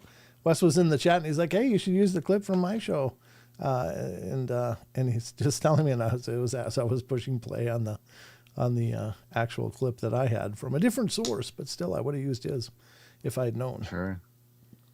Yeah, and then he got an interview with the guy from the call that talked about it afterwards. Oh, fantastic. Wow. Yeah. Yeah. I mean, what a good call to have that recorded. Oh, man. Yeah, I mean, the version that I've heard so far, it has like a break in the middle there. That's kind of awkward. So it's like, it ain't human. It ain't human. What are you seeing on the street? No, it's not on the street. It's in the bed of my truck. It is. And then there's like a pause, and then it kind of picks up again where he's talking about how he was able to get it out of the bed of his truck by, slamming on the brakes, and it flipped off and landed in the road and then ran into the woods. But yeah, very interesting stuff. Wow. Yeah. Creepy. He said when he turned on the truck bed lights, there was just this white pale face looking in the back window of the truck. No. Oh, no. And then he was driving like 80 miles per hour, and he just slammed on the brakes and went down to like 30. Yeah. And this thing went tumbling up over the top and then like hit the road, waltzed off into the woods. Yeah, it just shook it off like, oh, that sucked. Okay, I'm done. Yeah. Meanwhile, we would be in the hospital or dead, Yeah, whatever these things are, they're much more robust and, capable of withstanding a lot more abuse than we are. Yeah, he said it was like 6-7 feet tall, like lanky and super pale white. But like when he first sees the thing, he thinks it's a Civil War soldier that's bleeding on the side of the road. Yes. And that's why he called 911 in the first place. Right. Yeah, he said I was dressed in what he thought was Civil War uniform.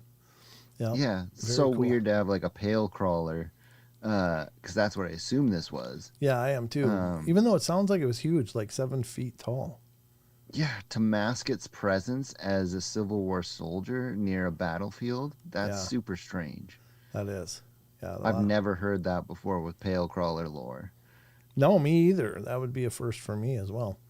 Okay, Karen says, yes, worked 38 years in nursing homes. Love taking care of people. All sorts of things happen, especially full moons. Well, Karen, you can be a guest on my podcast too, young lady. Just saying, get a hold of me. Email me, you guys. paranormalportalradio@gmail.com. Do it. Do it now. I will crush my enemies and to see them scatter before me, and I will hear the lamentations of the women. Sorry. I don't do the best Arnold.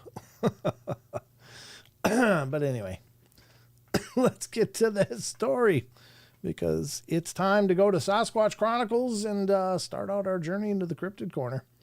The first story we're going to cover is from September 29th. Something tapped on his window. A listener writes, when we first moved in, my brothers were the first to have incidents with these beasts. One of my brothers said he heard what sounded like something falling very hard, and then the sound of a woman getting murdered. Later, he saw something walking down the road away from our house. My other brother said that something tapped on his window, and he was curious, but he said he knew better than to have to open the curtains. This was at night. All 3 incidents last year, one of my brothers actually saw the beast and said it was near where we keep our ducks, and when he put the light on, it ducked down, trying to cover its face. My other brother was out in the car one night and heard something growling over down the hill across the road and was so scared that he had to have my dad come out with his gun. Well, after this incident, me and my sister were getting hay for our goats, and in our neighbor's field, we heard 2 to 3 wood knocks. After that, me and my mom and sister were walking outside one night, and we heard a Sasquatch in our woods. A few minutes later, we were close to our front door, and I hear something running around the corner. And there's my brother, and I asked him if he heard that, and he said, I don't run for no reason. And a few months before that, my brother and my mom were taking care of our sheep late at night and heard a Sasquatch in the same area where we heard it with my sister. My brother and my mom were outside one night taking care of our goats and heard it again. My sister shined the flashlight on the area the sound came from and then heard my neighbor's dog barking. Afterwards, she thought that it ran towards neighbors. And I've seen a ball of light dart behind a tree. I've seen a big white Sasquatch-looking beast, and when I saw it, it turned and ran and didn't stick around to see where it went. And we also heard a bird at night near our neighbor's field, but we've also had several ghost encounters. Sounds like a busy place, right? Yeah, a lot of stuff going on there. Yeah, there really is. Crazy, crazy stuff. Wow. Interesting, though. Very interesting. Okay. Well, cool stories, though. I like that. I don't like it when they get so close to houses where they're tapping on windows. Yeah, that is a concern to me, too. I got to tell you that today I was on the couch in the living room. My son was in the kitchen, which is next to the living room and with a wall between. And we were both sitting there, and all of a sudden I heard and felt boom, boom. But my whole house shook. Like 2 raps. Now, I live in a town. I don't live in the woods or the sticks or anything. So I never thought of Bigfoot. I thought something upstairs tipped over like a dresser or something. And I was like, what the hell is that? So I sent my wife was upstairs. So I sent my son up, check on Mom. Is she okay? What the hell was that noise? And she didn't hear it at all. So something made my house shook twice. I went outside, went around the house, looked at the roof, like did something hit my roof? Couldn't find anything, but it was really weird. So that happened just today. Wow. Yeah, I don't know. Can't say it was supernatural, but it was definitely unusual. Like things don't usually rap on my house. But it's like, well, is that like some pissed off spirit going, hey, let me in? I don't know. Anyway, guess we'll find out eventually. Maybe, maybe not. Well, let's go to the next one. This is a photo like on today's episode. A listener writes, this was taken on a trail cam in Tennessee by my friend, a paranormal investigator, and he does not believe it's a Sasquatch. He calls it an elemental spirit. For the members that listened to last night's show, this will make sense. Well, I haven't listened to last night's show, but there's the image for any of you that are interested. I don't know. Could it be like a mildly cloaking Sasquatch? Maybe. Oh, the megaphone man. Good to see you, Naysay. Thank you, Naysay, for the donation. Love you, brother. Really appreciate it. Sonic Boom Boom. Maybe, Mike. I never, we don't generally have that kind of aircraft flying around here, but I mean, anything's possible. This is not far from where I saw my flying saucer, so maybe they flew over my house really fast and made some booms. I don't know. Good to see you, Naysay. Thank you so much. That's an interesting image. But what do you think of that, Chucky? It's definitely a strange one. Yeah. Because like you can't really make out anything. It's not like it's a stump or a tree. It's right. Just it's all kind of blob foggy. of nothing. Right. It's like a misty apparition of a dark cloud, but man-shaped. It kind of reminds me of that Bugs Bunny character, this like the big red hairy dude. Oh yeah. That kind of looks like a heart. Yeah, that's true. But this does seem to have a head up here, like something shaped like a head. And it looks like pretty broad shoulders, but not like incredibly. I just don't know what I'm looking at. It's a great capture, though. I mean, it's person made out of bees. It's a demon from Constantine. Yeah, remember that show? Did you ever watch Constantine? Actually, there's a Constantine 2 being made. I know. I heard about that, which is cool. But there's that one demon that kind of forms out of bugs, and it's all creepy and gross. Yeah, very cool. Well, there you go. I don't know what it is we're looking at, but it's a pretty cool capture. It's very unusual. No idea what we're looking at. Yeah. Is it a ghost? Is it a Bigfoot? Is it something in between? Is it something else entirely? Is it extraterrestrial? Could be any of the above. Could be none at all. I don't know. Very strange, though. But generally speaking, trails cams, just for anybody that's not real familiar with them, they're meant to capture fast-moving objects. Like there can be blurry stuff on trail cams, but this doesn't look like a guy that just ran full sprint down a hill. It's very upright and just looks like it's wandering, So, but they say 2:19 p.m. It says 2:19 p.m. Yes, so it's in the afternoon. I mean, it's a daylight shot. Yeah, on October 31st, 2023. So it's a few years old, couple years old now, almost 2 years old. But that's a great capture. Let's go on to the next one here. Let's see what we got. This is from September 25th. My truck violently shaking side to side. A listener writes, I'm from Tulsa, Oklahoma, and about a year ago on September 18th, 2024, I went on a solo camping trip to the Wichita Mountains. I think that's Wichita. Mountains of southern Oklahoma. It's weird spelling for Wichita. Wachita, maybe it's Wachita. So southern Oklahoma. It was just going to be a one-night trip to do some hiking, cook some dinner, and enjoy a few drinks under the night sky. Well, at first, things were normal up until about 2 a.m. I'd fallen asleep around 11 p.m. However, I was woken around 2 by my truck violently shaking side to side. I sat up, peeked out of my rearview window, and then I saw it. A large, easily 8-foot-tall silhouette, with its hands close enough while gripping the side of my truck bed that I could see them and the dense hair that ran up to its hands. Whether this thing was warning me directly or could smell the food stored under my truck bed, I don't know. I just knew that I had to act. I reached up to the front of my truck and put the keys in, starting the vehicle.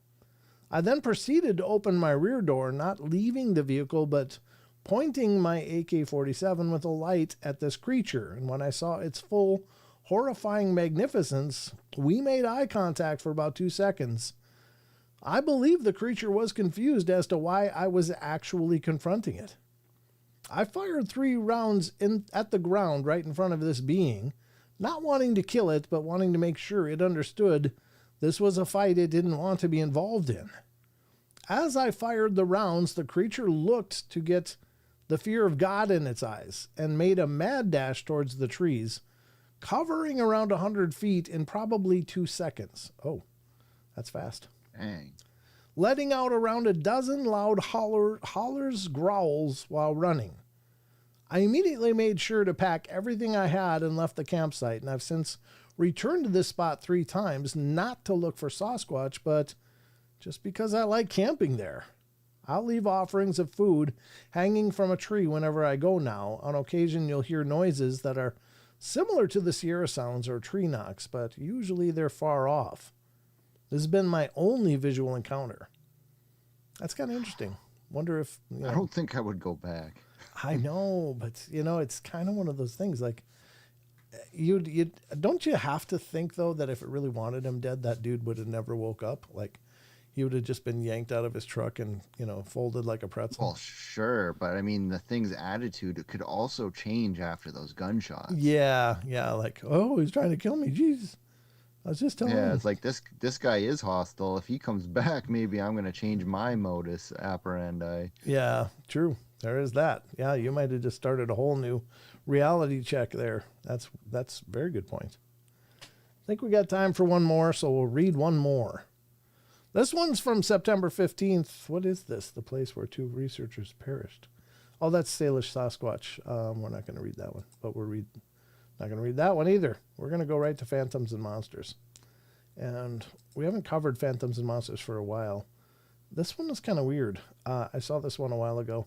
Again, Lon has redone the site over on Phantoms and Monsters, ladies and gentlemen, and it's really clean, really nice. I love how he's done everything. It's so much less busy and easy on the eyes. He did a hell of a job, so please support phantomsandmonsters.com. Lon has just done an incredible job redesigning the site, and he's just a hell of a guy, so please support his work. All right, Amish Country Bunny Man, terrifying encounter in rural Tennessee. Bunny Man. Bunny Man. I don't know. I never heard of a Bunny Man. Only Bunny Man I know is Frank from Donnie Darko, right? Yeah.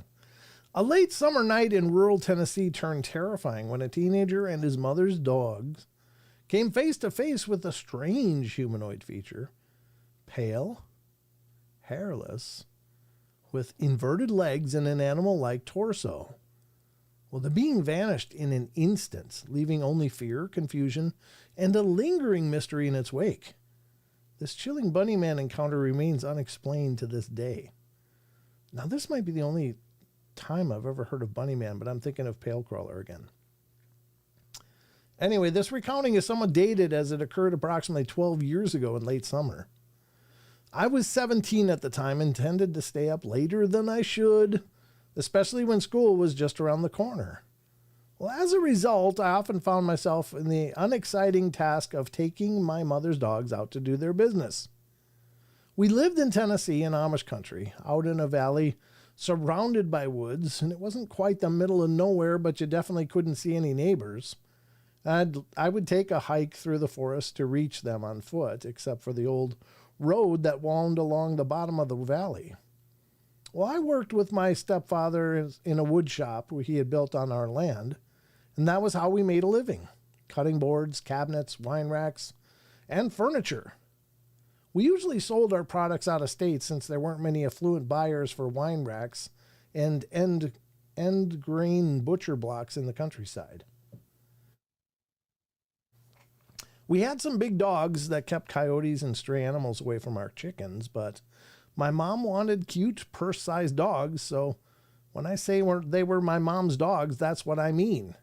The little furballs were yippy Pomeranians with food aggression and a complete lack of self-preservation. Regardless, I was the one taking them outside at 2 a.m. Usually they would get so excited that they almost strangled themselves at the end of their leashes, racing down the stairs. However, this time I didn't even realize they hadn't moved until I was the one tugging on their leashes. I looked back, confused, and tugged on their leashes again to get their attention, but they were completely frozen. They stood on the first and second steps, stock still, staring off to the side of the stairs and into the center of the yard. Their ears were pinned back and there was no sound. The only movement was the slight adjustments they made when I pulled on their collars.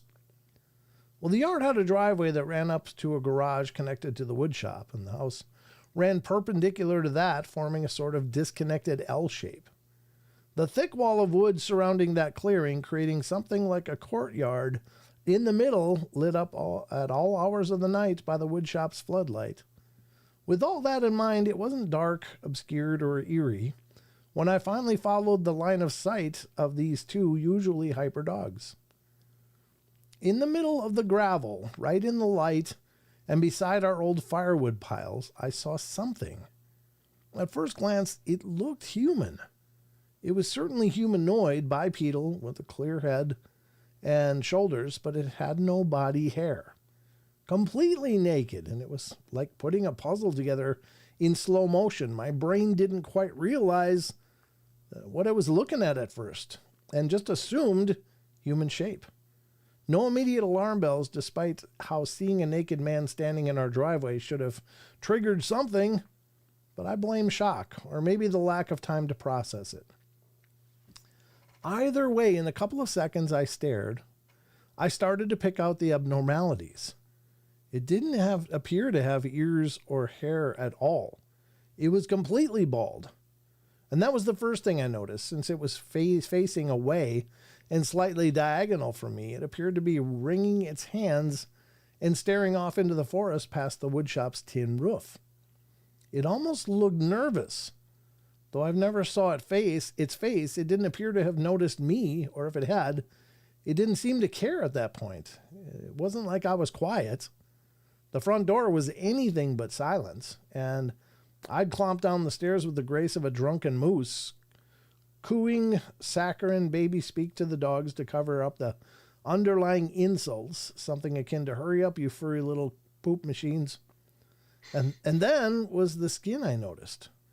It looked pale and even bluish, though the color might have been due to the shop lights, and it was strangely shiny, like the skin of a frog or a waterlogged corpse. And then the torso, as my eyes made their way down, it was just too short, with the proportions being off, and after registering, it was also misshapen. Have you ever saw a scrawny dog or cat that gets soaked in water or shaved, and how is their torso elliptical front to back instead of side to side like a person's? Well, its torso was shaped like that. It was bony in the same strange way, too, not malnourished, just like an animal. And finally, the thing that kick-started my brain back up was the legs. They bent the wrong way. I would be the person who dies in a horror movie. Because my immediate knee-jerk reaction after staring at this thing was to step off the stairs towards it, squinting as if that would help me understand the biological puzzle before me. The moment my foot hit the ground, it shot back up straight. It reminded me of what when a rabbit hears something and bolts upright, and its ears up, scanning for danger. And then before I could lift my other foot, it was just gone. No poof, no fade. I didn't even blink my eyes. It was just there one moment and then gone the next. As soon as it was gone, the dogs returned to normal and wandered down the stairs to do their business. It was never a threat, or if the little balls of fur were just especially stupid. I may have cut their nighttime stroll shorter than usual that evening. I spent a while just calling it Bunny Man, sticking with the theme of things like Mothman and Slenderman. I'd come to know, and I know, very creative, but I'd picked the name because between the inverted legs and its mannerisms, it had indeed reminded me of a rabbit with the legs resembling a bunny's haunches. Anyway, I never saw it again since then. I know it's a bit anticlimactic, but I wanted to share my encounters here. That's really pretty wild. You ever heard of anything like that before, Chucky? No, this is definitely seems like a one-off. Yeah, it does. But like the way that the legs are different, that makes me think of the Jinn. Oh, okay. Because that is the one feature that they can never really change when they shapeshift is the legs and the feet. Oh, okay. I didn't know so that's kind of your telltale sign when you're identifying jinn Interesting. is especially the feet. Often they'll either have like a donkey's hooves or chicken feet, or the feet will be on backwards kind of thing, and the inverted legs like that. That sounds very jinn. Okay. Interesting. In the way that it just like was there 1 second and then, boom, gone. Boom, gone. Yeah. Just like That sounds like a jinn thing too. just blinked out of existence. And Yep, didn't seem to the care other- that the person was there other than just jerking upright like it heard something. But the guy Sure. wasn't, the guy or girl, I don't know, the guy I assume, because it's a male figure that he used on the artwork. But he said he wasn't quiet. He was like, come on, you guys, let's go, and stomping down the stairs and stuff. But it just didn't seem to notice until suddenly it just like, don't. Who knows? Maybe it was staring at the squatches out in the woods that it could see in, but the guy couldn't. It's like, yeah, between the two, I'm more worried about those things. Yeah. Anyway, I don't know. That's the story. And that's all we know, folks. That's all we know. But you know what else we know, Chucky? What's that? It's been 2 fun-filled hours of the Sure Paranormal has Portal, and we ended with the Cryptid Corner.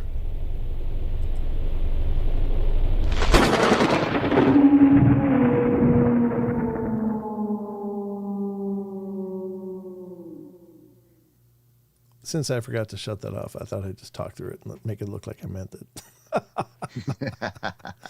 You know, they say if you ever make a mistake, act like you meant it. So yeah, that's what I got to start doing.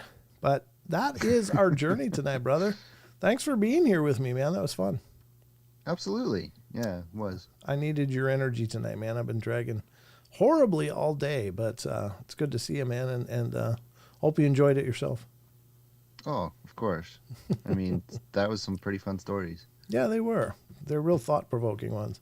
And videos yeah, and images. Especially now I'm thinking about bunny humanoids. I know, me too. Yeah, it's kind of stuck in my head now. It's like, the hell's that? I think about multidimensional entities, and that's kind of, where my head went. But, I mean, what one man's jinn is another person's multidimensional entity. It's like, these are just terms of understanding. Exactly. Potato. Yeah, so whatever we're dealing with, it's very strange. But that's, I think those kind of things are, again, always around us, but we're just not usually aware of them. So that's very interesting. But that's going to wrap it up for us, folks. Chucky, how can people stay in touch with you and what you're doing? Well, you can find me on Instagram at Chucky_Danger. Find me. I usually post any kind of shows or interviews that I've done on there. You can find me on Spotify at The Danger Zone Podcast with Chucky Danger. And you can find me on Discord. And if you can't get a link to that, just message me and I'll send you one. There it is, folks. And we'll be back. I'll be back on Wednesday. Not sure who's joining me on Wednesday. Not sure if anybody's joining me on Wednesday, but either way, I'll be back. Either me or somebody. But we'll get into more Paranormal Portal then on Monday. Watch for the new podcast coming out. It was a good interview I had with a wonderful lady, and I hope you guys enjoy it. So remember, please, like these streams before you leave. Please share them if you don't mind out on, groups or whatever that deal with the paranormal that some of you might be involved in. I appreciate your endorsement and your help. And hit the likes and leave comments if you're not watching it live. All of that goes a long way to help the algorithm promote my shows. So let more people see them. We're getting close to 15,000. I'm down to under 100 left before 15,000, and now the numbers go up and down, and they drive me crazy. So if you're not already subscribed, please get subscribed. That'd be really great. Congratulations again to all of our new members. Thank you, T-Bone, for the wonderful gifting of memberships. Thank you, Naysay, and thank you all for being here. I'm sure I know some of you renewed too again, and I apologize, but I can't remember. You renewed your memberships, but thank you guys. Your contributions go so far into keeping this all floating. So thank you for your kindness and your generosity, most of all. So remember, we love you all. Be good, be kind, be nice. Take care of each other and help each other out. Find the magic in every day and remember to laugh as much as you can. And we'll see you next time here on the Paranormal Portal. Good night, everybody.